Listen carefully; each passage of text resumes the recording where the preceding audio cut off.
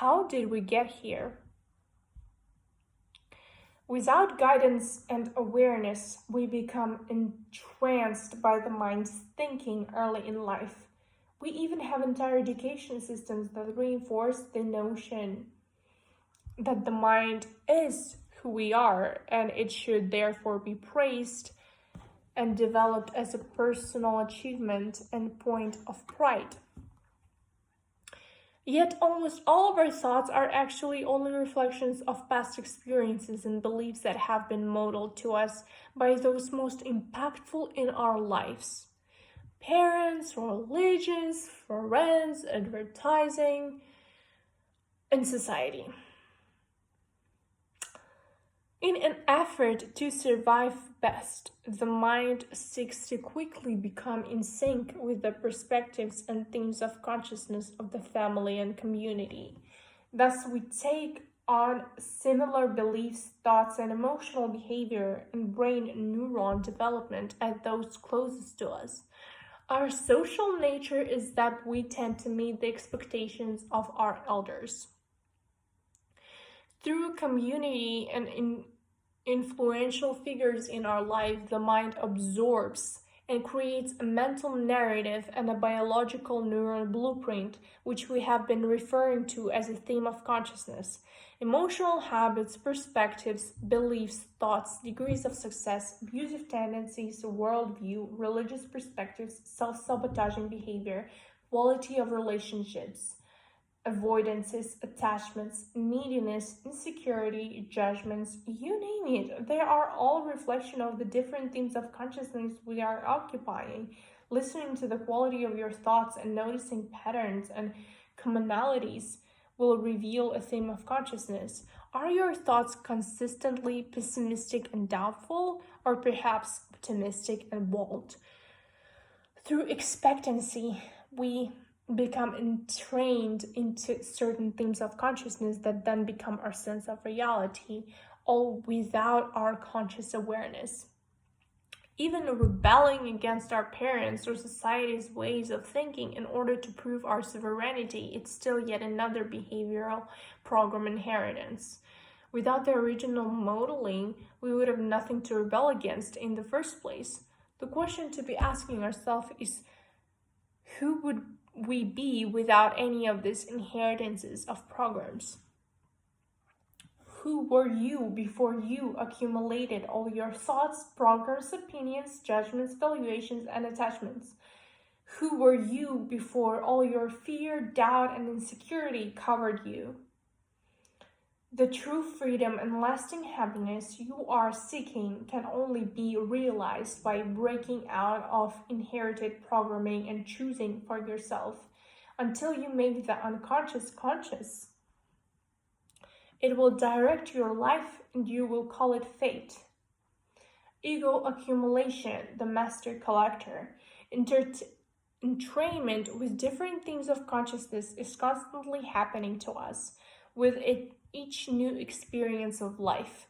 The brain either strengthens or deconstructs neuron pathways with every repeated thought and emotion. The more a pathway is used, the stronger and more efficient it becomes, just like muscle growing the more you work it. Shame, guilt, fear, anger, doubt, insecurity, impatience, judgment all become strengthened and infused into our biological chemistry each time we choose to go there. The habit of indulging in any particular emotion or thought pattern leads to that theme of consciousness becoming our automatic and effortless response to life. Themes of consciousness are thus inherited, trained, conditioned, exercised, and reinforced until they gradually become subconscious and generate our sense of who we think we are. Things like skepticism, frustration, anxiety, or jealousy can become so hardwired into the brain that they become quite literally a neurological reflex. The brain can then become addicted to the chemicals released, called neurotransmitters, each time a neurological reflex is activated. The brain will even look for and find a reason to excuse to go there so that it can receive a chemical hit of thought or emotion that it is so addicted to. The good news is, with each moment spent in states of gratitude, love, ease, and trust, the neuron connections for them get stronger as well, and the old pathways begin weakening. Thus, thought of the same processes of expectancy and conscious awareness of which thoughts and emotions we are allowing ourselves to indulge in, we can make happiness a natural, habitual response to life, our original, pure state. This is perfectly demonstrated in an old Cherokee folktale. Once, a long time ago, an elder sat by the fire and taught his grandson about life. He said to the boy, "There is a fight going inside us all, a fight between two wolves.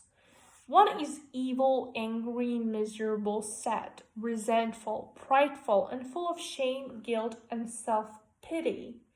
The other is good. He is peaceful, happy, grateful, kind, benevolent, generous, truthful, optimistic, trusting, and compassionate." The boy thought about life for a moment and asked, "Which one will win?" To which the elder replied, "The one you feed." The question to continually ask ourselves is, which wolf are we feeding? After our mind has repeatedly been exposed to a specific way of thinking, it gets stuck in a self-perpetuating cycle. If the theme of consciousness is of a positive nature, this will be helpful, but the ones which bring suffering require uprooting. Inherited negative beliefs, perspectives, and thoughts that burrow into our subconscious continue to validate themselves through rationalizing support and resisting accountability and change. They keep us trapped in suffering through defending the very beliefs, thoughts, perspectives, and habits that make us feel powerless by placing blame outside of ourselves. Remember, none of this is your actual true self. This is all a reflection of how the not self maintains control. Behind these layers of limitation, you are still absolutely innocent and a marvelous creation of perfection. Avoiding discovery through blame. To avoid being discovered for what it is, the ego mind projects our problems as coming from outside of us in order to keep us distracted from the real root of our suffering, the ego's attachment to a limiting theme of consciousness. This is how it hides in plain sight. The greatest enemy will always hide in the last place you would ever look. By keeping us focused on the external issues of our life and blaming something outside of ourselves, we never think that something within us could be the possible source of all our problems. By believing that our anger, guilt, or sadness is created by other people or external situation will help to strengthen that particular ego attachment and feed the neurochemical addiction. The mind is always thinking something or someone else is at fault, thus protecting itself from ever being discovered.